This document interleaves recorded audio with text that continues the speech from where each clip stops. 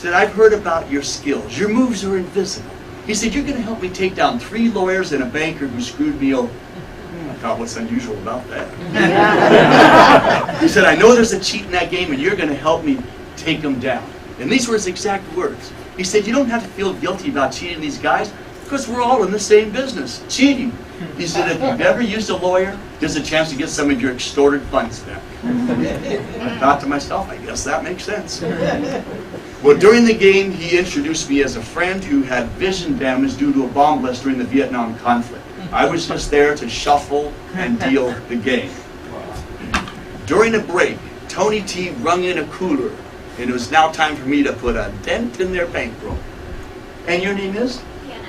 Hannah. And your name is? Angela. Angela. Hannah, would you do me a favor? Take half the deck, cut it here, put the other half on top. Got it? Got it. Thank you.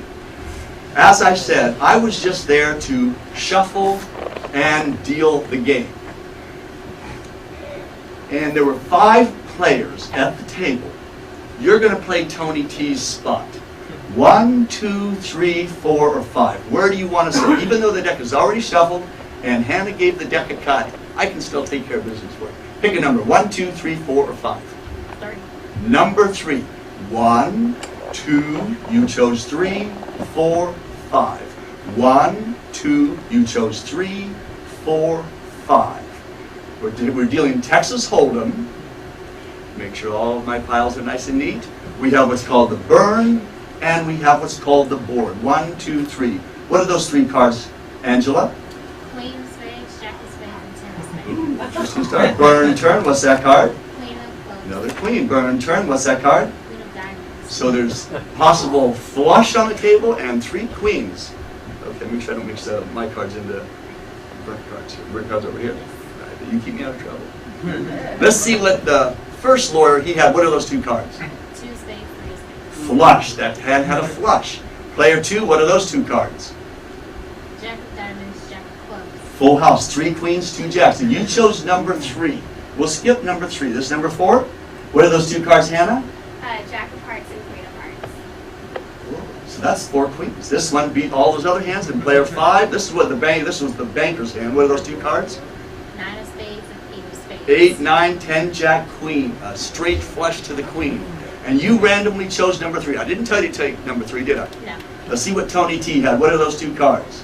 King? Wow. A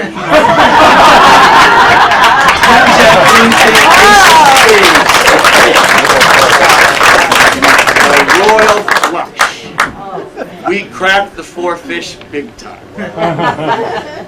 Would you give this deck a shuffle and just set it off to the side there? Just set it off to the side. We cracked the 4 fish big time, and the game continued until I picked up the deck and said, hey, there's 2 cards missing.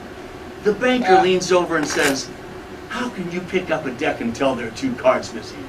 I thought, oops, I guess that showed a certain level of skill. I started hemming and hawing, going, well, anyone can tell that.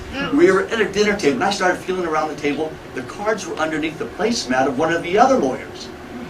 Tony T flushed out his cheat, and the banker's going, what's going on here? One guy's hiding cards under the mat. The dealer can pick up a deck and tell they're missing. As Paul Harvey would say, later I'll tell you the rest of the story.